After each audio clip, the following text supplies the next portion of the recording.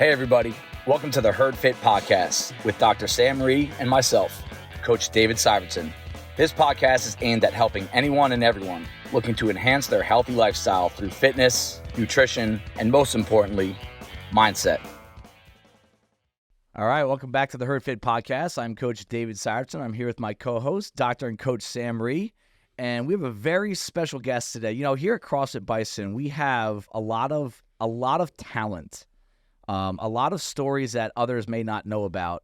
And one of the more interesting talents and one of the more interesting people that I think I've ever met at Bison in almost 10 years now is the man sitting right in between Sam and I, Rafi Silver. What is up? The most interesting. Wow, that's an honor. Now, Rafi, I just want to make sure, are you comfortable being on camera and talking into a microphone? I'll be honest, I'm more nervous now than I have been in the past, so... Why am I asking him that? If you don't know who Rafi is, you probably have seen him before. He's an actor. He's been on, Rafi, give me a run of shows that you've been on that you know people have watched. Pretty much, if you watch CBS, you'll have seen me at some point in your life. NCIS. Yeah, I was on NCIS, but first I was on NCIS LA. I was a terrorist on that. I got drowned by LL Cool J. I died a lot on TV for a while there. I was on Elementary. I was on NCIS for a while. I did Madam Secretary. There's going to be an episode of Evil coming out whenever the next season wraps, and that's on CBS as well. And another show called Fallout, which is going to be on Amazon, which that comes out April 12th. I don't know what episode I'm in because it's all top secret, but yeah, there's that. And also, you probably have heard me. I was the voice of Bud Light for 5 years. Wow. Yeah. So I was on the Super Bowl. I did all I rode the dilly train pretty much, which was pretty awesome. Sam, it's pretty cool to be next to an A-lister like Rafi. Yeah, you know, when my daughter Sasha found out that he was Kasim from NCIS, she freaked out. Like, it was like a 3 or 4 episode or multi-episode arc where you're dating one of the primary characters. I forgot her name. But Agent Bishop. Yeah, Agent Bishop, the blonde one. And I remember watching it at the time and never connected it. And then Sasha did, and she was like, oh my God, he was the best. Like, people loved you in that character. It was, that was very cool. You know, you want to hear a quick story about NCIS? Absolutely. Okay, so I was just cast as a guest star in season 12, and I was there. You know, when you're doing a guest star, you're there for 8 or 10 days. An episode shoots for 10 days. And I think I was there every single day. And most of my scenes were with Emily, who played Agent Bishop, and with Mark Harmon, who's also like the showrunner of the show and as well as the lead. Mm-hmm. And there was one scene I got to have where it was, you really get to drop in as an actor. Most of the time as a guest star, it's like, my line, okay, send it to the lead. But there was one scene where I really got to just talk to her. And I was talking to Carly, my wife, and she was like, you know, if you play this right, you can add the subtext that there's chemistry between the two of you. I hadn't watched the show, so I didn't know her character was married, but I played the scene that way. Mark Harmon watched me do that scene, and that was it. I felt really good about it. The episode airs. The night it airs, I get a untitled call on my call on my phone. So I don't pick it up. I get a message from Mark Harmon on my phone being like, you were great on the show. We're going to bring you back. It's like, fantastic. I know nothing about that. A year later, nothing happens. A whole season goes. I'm like, all right, well, that's Hollywood. But then all of a sudden they call me back and they're like, you're going to play the boyfriend.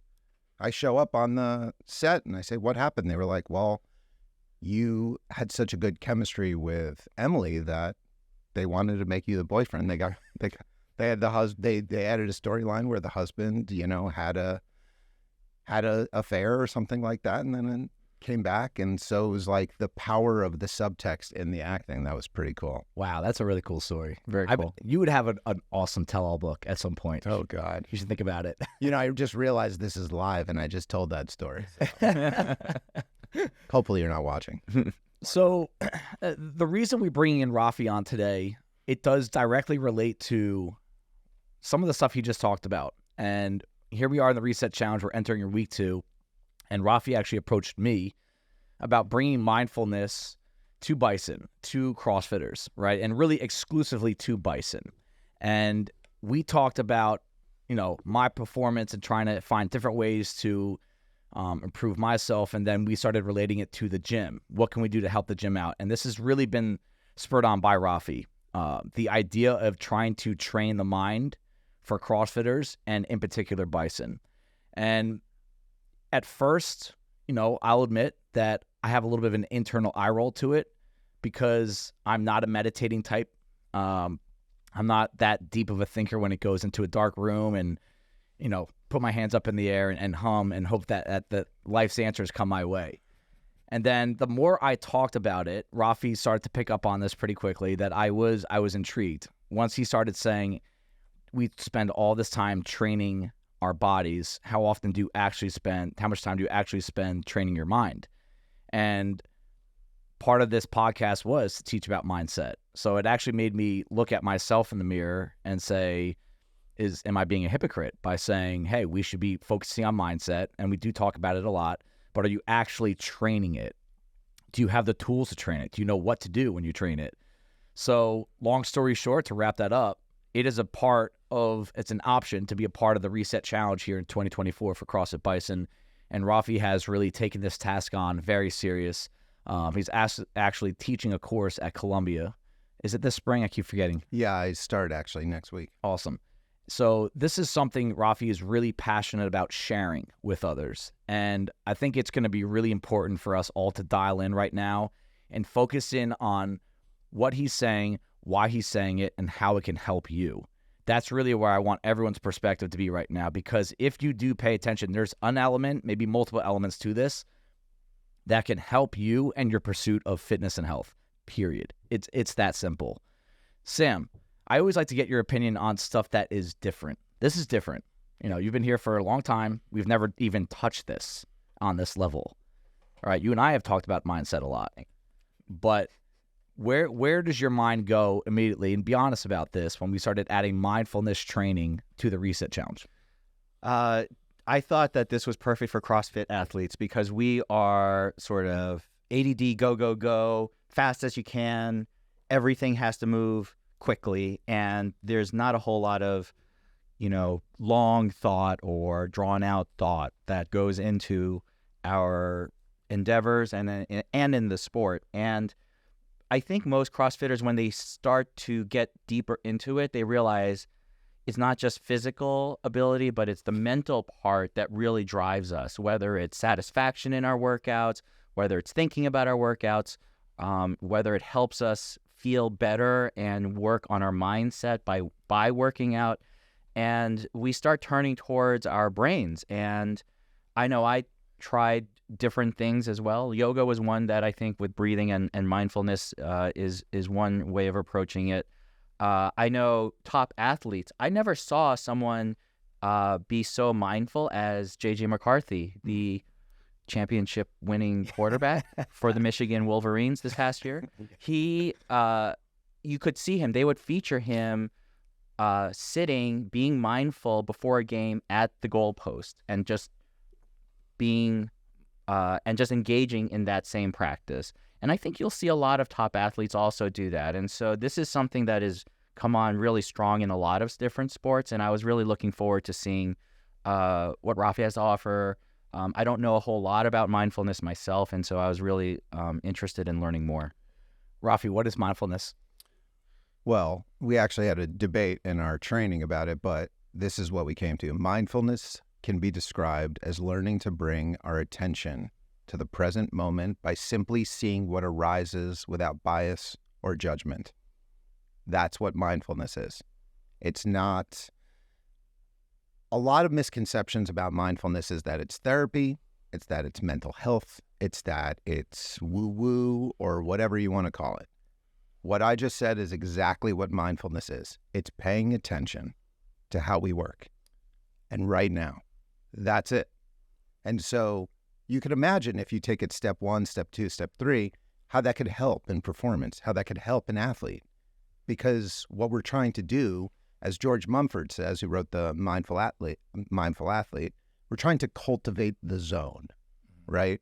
The more consistently we can get into the zone, the better we're going to be as performers. And so we can experience the zone sometimes randomly, all of a sudden, and we start to dissect, like, how did we get there? Was it what I ate? Was it, something that happened in my personal life before? And we try and mentally pinpoint it, but we didn't realize, like, there's so much more complexity to it. And so sitting there and doing a mindfulness practice every single day allows us to try and unpack what it is that sets us up to succeed. And so the quarterback from Michigan or LeBron or Michael Jordan or any of these people that meditate, the reason they're doing it every day is to just stop, center, see where they're at right there, reconnect to their intention, and move forward. Great. I love that answer. I'm probably going to replay that a few times once this episode goes live. Why do you believe in it? Well, it's interesting that Sam started this because my connection to mindfulness and my connection to fitness literally go hand in hand. Okay. It started when my father passed away and I was depressed. I had a lot of grief. And how long ago was that? I think it was maybe 4 years ago. Okay. It was COVID time. Got it. And I was in a rut, like pretty bad. And I didn't really know how to get out of it. I'm going to give a shout out to my best friend, Max Ozinski, another actor. He plays Zava on Ted Lasso. He was filming a show, one of the Walking Dead spinoffs. And I went down to Richmond to go visit him. He was really close with my dad as well. This is maybe 2 weeks after. And we just had a nice cry. We talked about it. And Max had been eating macros for 3 years. He looks like a superhero. He's like 5% body fat. He even looked more ridiculous during that time because he had to like take his shirt off on camera. And he was like, Rafi, just exercise. I was like, what do you mean? I do exercise, kind of. He's like, no, not swim. He's like, you need to commit to this. You need to start eating macros. You need to actually start lifting heavy weight. And he was like, I have this trainer that was a trainer for the movie Jurassic Park that his wife was in. And he was like, he's in London, but he'll FaceTime train you. And so Carly and I, my wife, this was kind of still during COVID, which helped with the macros because we can control our food. We did it together. And in 6 months of lifting heavy weights and eating macros at a deficit, I lost 40 pounds. 40 pounds? Yeah, I lost 40 pounds and I got really, really strong. And it was something I could focus on. It was something that I could put my energy into. And slowly but surely, what I started to see in the gym, as we could all relate to, progress. Not just like shedding weight, but I was doing pull-ups, weighted pull-ups. I was deadlifting. I was squatting. I was building up my body, but building up my confidence. And then eventually it got to the point where I looked really good for my, career. And I took some photos. And then I had these photos, I was staring at them, and I didn't know what to do with them. Everyone's like, put them on Instagram, showcase how you look. And I couldn't do it. I just felt so vain. And I started to investigate, like, why was it that I was doing this? And yeah, okay, I was doing it because I was like battling my grief, but I didn't feel fulfilled at all. And I didn't know what to do. So I kind of pressed pause on the macros at that moment. I was like, all right, I got the photos in the can. That's great. But I really need to investigate this. And so I was drawn to, I had been meditating a little bit, but I was like, I need a real change. So I signed up for this 7-day silent meditation retreat that focused on a particular meditation technique called loving kindness, metta, in the Buddhist terms. And I was going to spend 7 days sending loving kindness towards myself and towards others, basically sending myself to love prison. And 4 days of doing that, I lost my mind. I kept wishing for COVID so they could kick me out. Oh my God. I'm not kidding. I really was standing there in beautiful California doing the mantra of loving kindness, which is, may I be happy, may I be healthy, may I be safe, may I be at ease. And one day, I just, out of my mind, I said, may I have COVID so I could escape this place. And I stopped in that moment, 4 days of paying attention. And I just looked at myself and was like, you just wished for COVID. You've been avoiding this thing for 2 years. There's so much complication. I just wished for COVID so I could escape beautiful California and just myself, literally just my own mind. And in that moment, there was like a weight lifted off my shoulders, like a lot of my grief just like poured out of me. And I realized the importance of meditation and how if I didn't have exercise, it couldn't have built up the strength for me to be able to face my mind. And so I really connect the two together. First of all, I can't believe you're friends with Zava, because that is a great character from Ted Lasso. He was the superstar soccer player that they bring in the last season. I tried to get him to drop in here the last time he visited. He'll be back in 2 weeks. He said, hell no. Because the workouts that they do and that I did have zero cardio involved. Yep. And he Just like, like- I would redline pretty fast. Yeah, he looks like a specimen. How did you bring CrossFit into that into your life then once you got to that point? So I knew that just lifting heavy weight and not doing anything cardiovascular was fine for, vanity's sake. And I was strong and you are working your heart, but it didn't feel like enough. And so I started searching for different workouts or different exercises. And I had dropped in here once because I'm friends with Dave Boak, Mo Boak, Michelle, and Dan Frusciano, and they're talking about bison all the time, and I felt left out. And and so they called me CrossFit Curious, and so I just did one of the Wednesdays. I think Terry was the coach, and I came in, and I'll never forget, it was like wall balls and toes to bar and some sort of running. And I was like, oh, I could do this. I'm strong. I've been like doing 60 pounds off my belt, pull-ups, and I got destroyed. I got capped out on the workout, like badly. And I looked over at the board and I saw Dave Boak had finished it in like 15 minutes and the cap was 24. I was like, what? How is that even actually physically possible? I was like, I need to figure this out if I want to ever step back into this gym. And I was kind of afraid, to be honest, to come back. But last year, my mother-in-law bought me a 10-pack to Bison for Christmas. And I was like, all right, well, let me give these 10 classes a shot. And I came in. And I started to really give it a chance. And there was a lot of energy going on here because I think we had just you had just signed up you got the open announcement as I'm staring at this poster and everything. Yep. I was like, wow, this is a community. Everybody loves each other. I was like, I think I could fit in here. And I pretty much drank the Kool-Aid because it really exemplifies everything that I was going for. It's a mental test every single day, and it's a community, which really is important to me. I mean, in Tibetan Buddhism, maybe you'll see there's 3 bows, right? When you walk into a shrine hall. The first bow is towards your teacher. The second bow is towards the teachings. And the third bow is to the community.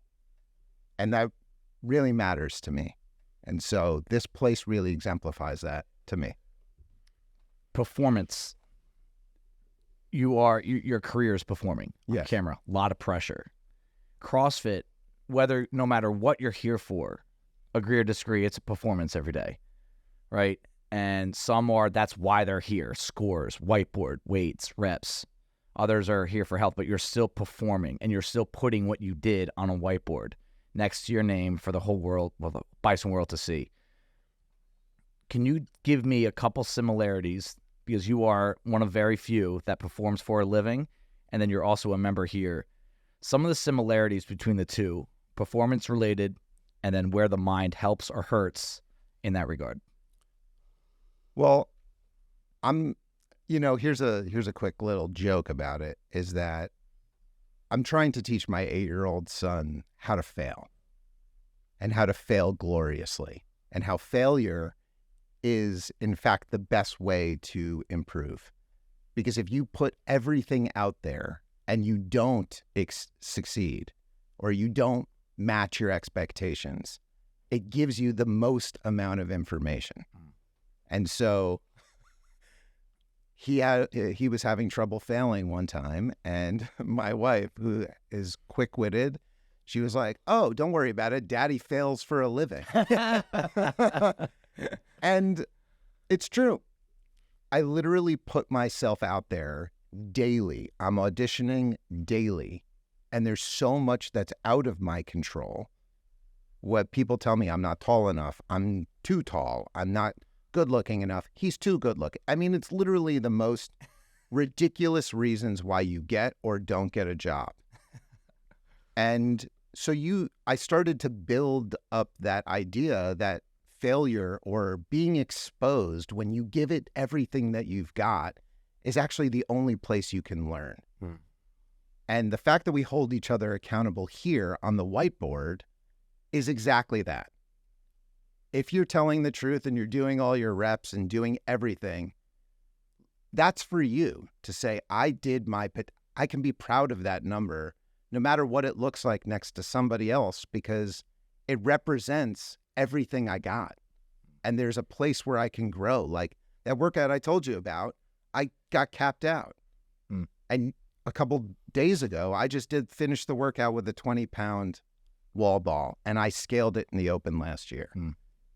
And I can't believe that I've made it that far. It doesn't feel like I did, but I was chipping away. I was giving everything I got in every workout, sometimes to the point where you're like, oh my God, I might die. But I kind of crave that feeling, because I know there's a chance to grow. So if we're just looking at it in terms of performance, that's what I try and do with every audition. I try and pay attention to what I can control, being as authentic as I possibly can be every single time. Because if I do that and I don't get the job, I can sleep at night. And it's always those times, and that's where mindfulness comes in for me, where I'm looking for some sort of validation on my audition. Is this good? Did you like this? Where I know I didn't give my all. And that's tough to look in the mirror and say that to yourself. I like to tell my students, it's like being a magician, where you like do a trick and you're hoping everybody buys it. That to me is inauthentic. I'd rather see somebody be true, be real, have a moment really happen on camera or on stage, and then live with that and move forward. And that's kind of what people do here at this gym. Absolutely. And that's inspiring to me. So it's not like, oh, I'm not reaching my potential on the whiteboard or in my workout because I'm not beating this person or that person. It's quite literally like I'm doing everything I possibly can to grow and trying to do this new skill or anything like that. And the progress is incremental. And so they really do align. If you look at like your performance as maximizing your own potential, because I'm never going to make the games, nor do I have aspiration to make the games, but I have the most aspiration to get as far as I possibly can in my own body, in my own mind. So then I can relay it to others. Hey, pay attention to this. I made that same mistake, or pay attention to this. And that's why I teach acting, and hopefully, we'll be continuing to teach mindfulness. That's really authentic. I think that I relate to that very strongly. I never really thought about acting as not being judged by others, because that's what I always thought that would be. Like, you'd go to an audition and you'd be very worried about what other people, like the casting director and the people in charge, would think. But if you walk in as an actor and you give your best performance, then that's what counts. And that's the same thing as an athlete in CrossFit. When you come in, if you are really bummed because you didn't beat, Jim by 5 seconds, and that's how you judge your own performance, as opposed to, of course you want to measure yourself against someone, but you have to take away the fact that you gave it your real effort, and you should be proud of that. That's what you should be taking away from a lot of things in life, honestly. If you look at what other people are doing, or how they judge you, and that's a hard thing for older adults as well as young adults. I mean, I see that both in my kids and in myself all the time, fighting that urge to base my satisfaction and happiness on what other people are judging me by. And what's interesting about that? I like to meditate before I do anything, like any type of performance, or, before I came here, I sat for 20 minutes. And the thing that kept popping up in my mind was, in Buddhism, there's this thing called the Brahma Viharas, which are the 4 immeasurables. The first one is compassion. Well, the immeasurables mean that no matter where you're at in your life, whether you're dying, whether you're just born, the well cannot run dry. It's infinite. So we could tap into any 4 of these things at any time. The first one is compassion. The second one is loving kindness, which was that retreat that I talked about. Another one is equanimity, which is balance. But the one that kept coming back to me is appreciation for others, appreciative joy. And if we really consider that, like actually hoping that somebody else is joyful, that somebody else succeeds, like that well will not run dry. And if you practice that, like hoping that the person next to you in your box does the best that they can, I know this sounds really soft and woo-woo, but it actually can be the engine that drives you. Absolutely. And for me, that has become my why. And going back to like whether this mindfulness stuff works or not, I'm glad we talked about Max and Zava, because I had been spending all this time sending him appreciative joy. And he's another actor too. We compete, and we don't compete for the same roles, but we compete. His success, I measure myself versus his success. We left school together. We lived together. He was doing better than me. We've had times where we flip-flop. But I remember sitting there and he sent me his audition tape for Zava. And when I watched it, I burst into tears of joy looking at this audition tape. And I was like, he just did the best he could. And this is so good. I was so proud of him. And then I stopped in that moment and was like, oh my God, this stuff is working. I felt good that I felt good for him. And I didn't think about myself like, oh, well, you're not going to be on Apple TV. It was like, no, I want the people I love to succeed. And if I tapped into that as my engine, I was like, wow, that could really push me forward. A lot of time I attacked my workouts out of rage, out of anger. My dad died. Screw this. I'm going to lift up that barbell. F this. Like, why did he die? Why did he die so young? I'm getting emotional. And that's not sustainable. Let's just put it that way. I started turning the point of view, going in the other side of the coin, which was like, may everybody in this gym, may everybody in my competition do the best that they possibly can, because they are just like me, working their butt off, trying to succeed. They have dreams, and I want them to succeed too, because that pushes me to be better. I don't think we could have better words said this time of year, Sam, right? Very far for our gym. Yeah. The emotion behind it and the sense of togetherness that we have with what's coming up. It's probably the biggest month of our calendar as a gym, the Open. there's a lot of mindfulness that revolves around failing and how to respond to failure. Can you touch on, have you ever thought about this perspective of the mindfulness that you need to have when you're succeeding?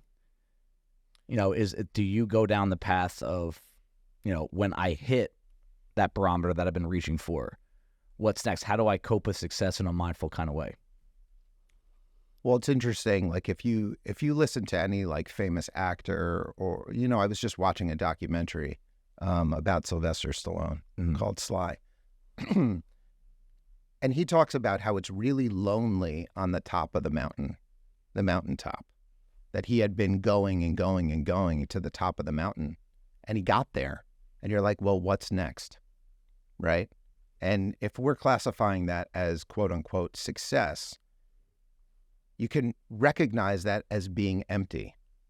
And by saying it cannot be about these superfluous goals that we have, that it has to be more, that it's endless, right? That it's immeasurable.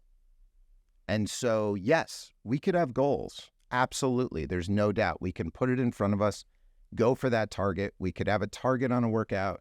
We could do it. But when that happens, we have to have the same kind of equanimity, balance that we have when things don't work out as we do when they do. Mm-hmm. That it's just recognizing that's another occurrence that feels good in this moment, but that moment will change. And if you start to not chase the highs and then the lows won't come as much. And then everything kind of is like Bruce Lee, like water. You're just flowing through. And that's why he says that. It's just like you can, in that moment, flow, and then it's on to the next. Mm-hmm. What's the next moment? And that's what mindfulness training is. Mindfulness is paying attention to the present moment by simply seeing what arises without bias or judgment, literally to the next, to the next. So you're listening to Rafi right now. You don't have a pulse if you're not intrigued by this right now. Like it's really, he's just opening up a lot of different doors right now, I think, for a lot of people. So Rafi, I'm intrigued. I want to participate in this mindfulness training. Where do I start? Well, you start by doing it, by listening to the 10 minutes that I recorded for all of you at Bison. But if you're not at Bison or you're not listening to the recording or anything like that, there are so many resources out there that teach mindfulness. I would suggest making sure that the mindfulness training that you're going to get comes from the Buddhist lineage, because and I'm not to discredit any of the breath work or any of these other things that are out there, but the specific mindfulness that people are talking about, that they're studying, comes from that lineage. And yoga is included in that. That's mindful movement. And so I would search mindfulness taught by the Insight Meditation Society or John Kabat-Zinn or the Tibet House or any of these places, or, come to me or any other certified mindfulness instructor to learn from the lineage of Buddhism mindfulness. Buddhism can be touchy because it's a quote-unquote religion, but what we're doing, you're not devoting to the religion. Buddhism is non-theistic, it's secular. It's the practice of mindfulness that's in the foundation of Buddhism. So you're not going to become a Buddhist by practicing mindfulness. In fact, I'm not a Buddhist. And so mindfulness, you can really just listen to me right now. It's 3 simple steps, and you can do this on your own. You have to make sure you find a seat that's comfortable, upright, but not uptight. Stop, pause in that position. Step 2, pay attention to your breath. Don't control it. And when your mind wanders, label it thinking, notice it, and come back to the breath. That's it. Rinse, repeat. Do that every single day, and you will start to see some sort of benefits of paying attention. What do you think about all of these apps that are available that purport to help with mindfulness, or how does this relate to meditation itself? I think there's a lot of great apps out there. Headspace, Calm, 10% Happier, Waking Up. I think that they all say the same thing. And so find who speaks to you. But what I'm referring to, if you hear something similar to what I'm saying, which is paying attention to the breath and coming back, then you know you're doing mindfulness training on whatever app that you're on. I think they're all beneficial. And Howard Stern always talks about transcendental meditation. How does that relate? Is that adjacent? Is that the same thing to you? That's adjacent. That's a different thing that could be extremely helpful. A lot of celebrities and a lot of famous people do that. Transcendental meditation is a mantra that you're constantly saying to send you into a little bit of a trance, but it's not paying attention, which is the difference. Like, transcendental meditation might be relaxing and it might clear the mind, but what mindfulness can actually be quite frustrating because it's very active. You're allowing things to present themselves, but you're alert. And I know we're sitting there with our eyes closed, but you're very alert.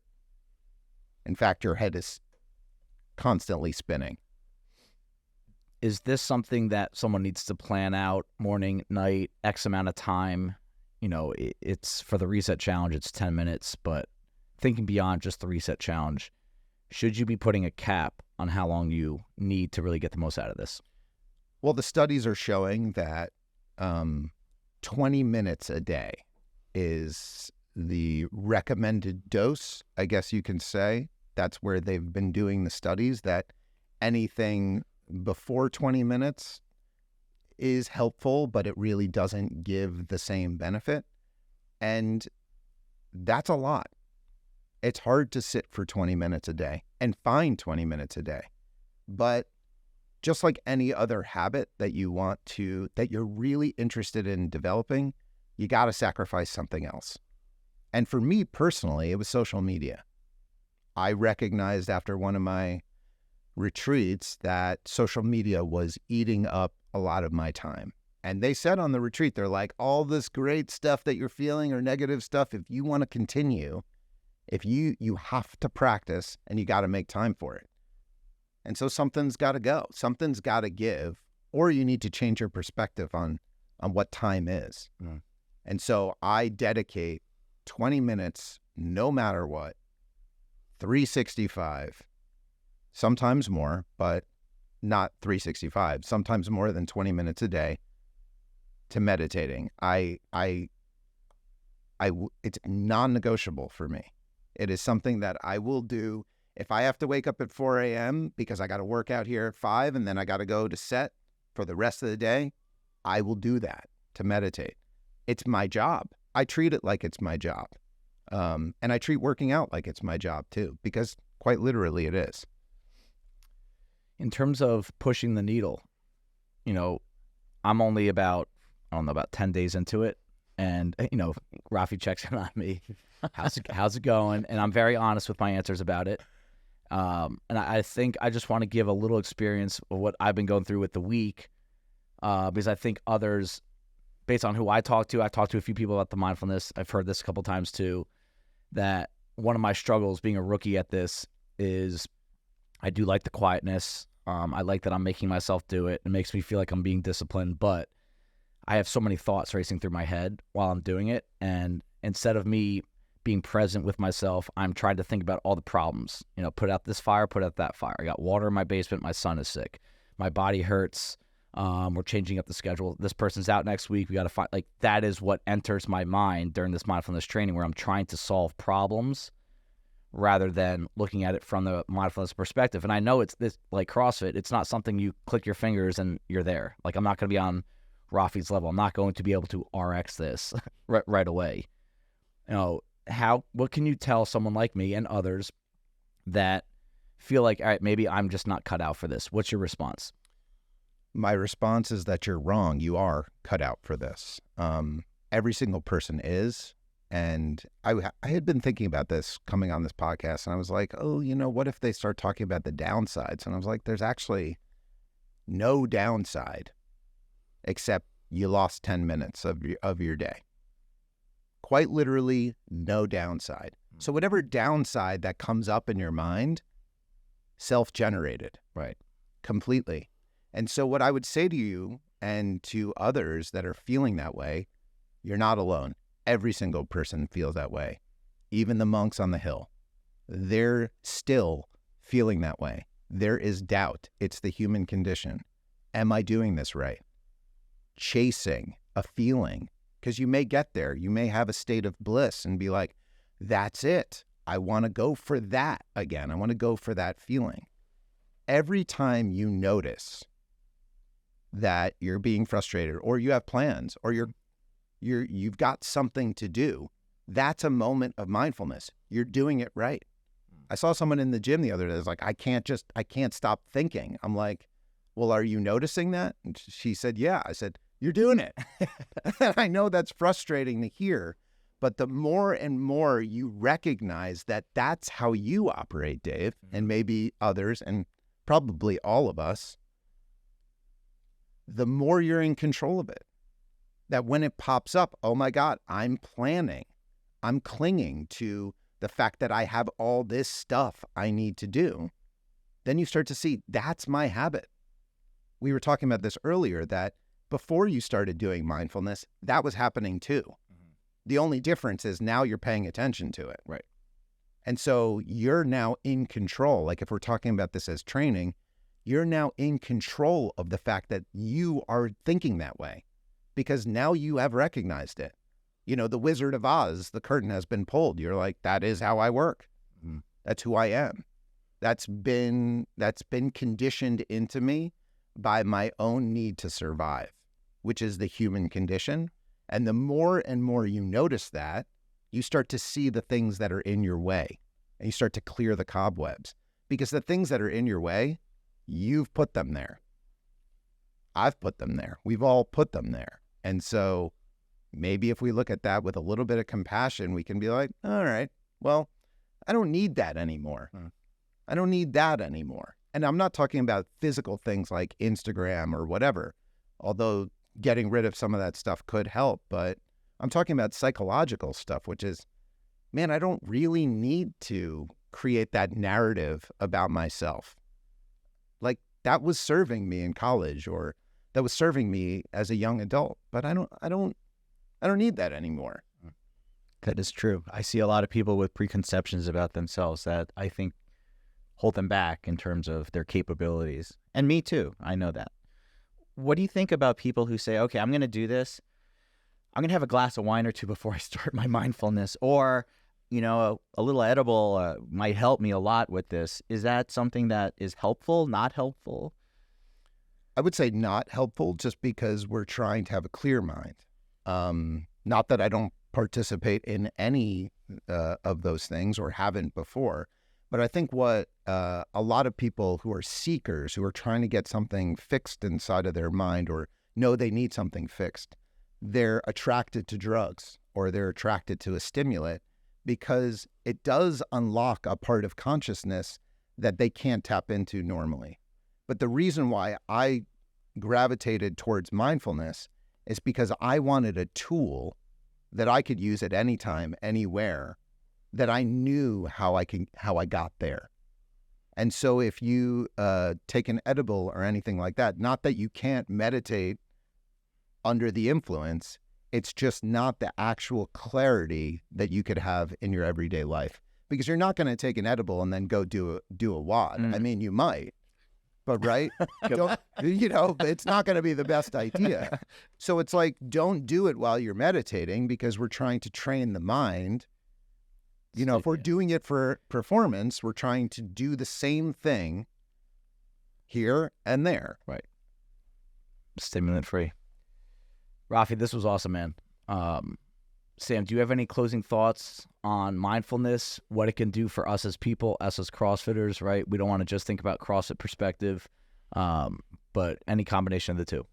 I think it's probably one of the hardest things for people to challenge. I know the farther along I go in it, I realize, as Rafi said, breaking down the things that are preconceived in my mind, so hard. I'm starting to recognize them, but actually sort of facing them. They're crutches that I have relied on for so long in terms of getting, like Rafi said, getting by through so many situations. And I don't know if I have the, strength to do that some days. And I think for all of us, if, I actually came into Reset not planning on doing it, but after talking to you today, I'm going to start today. And 1 subscriber. I got 2 right here. And I'm going to start with the scaled version and see where that takes me. I don't think I'm going to like a lot of what I see. Like Dave said, there's, I feel like that's going to be the tough start for me. But let me stick through it through Reset, and I'll see what happens with that. Yeah, echo that. That it's definitely not something that I would naturally do on myself. And this part of what we preach here at Reset is trying something new that could help you in the long run. And one thing Rafi said to me as I was starting this is like, you really have to lean into who you are, not run away from it. And I think that's one of the most important things we all need to know if we're trying to pursue betterment of anything, whether it be physical, mental, emotional, combination of the 3. You really have to truly lean into who you are, be present with who you are, know who you are, and not run away from it. Because just like anyone that would come into the gym looking for a new fitness program, I would never look at them and say, hey, you're a little too old to start here. You're a little too out of shape to start here. I would never say that to anyone, because I truly don't believe it. And it would be foolish of me to say, hey, I'm a little too experienced in life. I'm too old. I have too much going on. I am not good enough mentally to take this on. So I'm really glad that I'm leaning into it. I'm glad that Rafi's a resource. I'm glad that he's putting himself out there. Very grateful. And I know others are as well. And I'm really looking forward to where this brings me and others. Who would have thought that a professional actor as our guest would have been the realest person on our podcast? Yeah. Well, there's a lot of misconceptions about acting too. Yeah. And I think that's one of the things that, people don't really think about, that if an actor is, being a magician, if we're trying to fake it, then you're not going to feel it. Our job is not to lie. It's to reveal the human condition authentically so it could help you. That's why I got into it to begin with. I have a feeling we're going to see Rafi on here again, Sam. Hope so. Thank you, guys. We'll see you next week. Thank you, everybody, for taking the time out of your day to listen to the HerdFit podcast. Be on the lookout for next week's episode.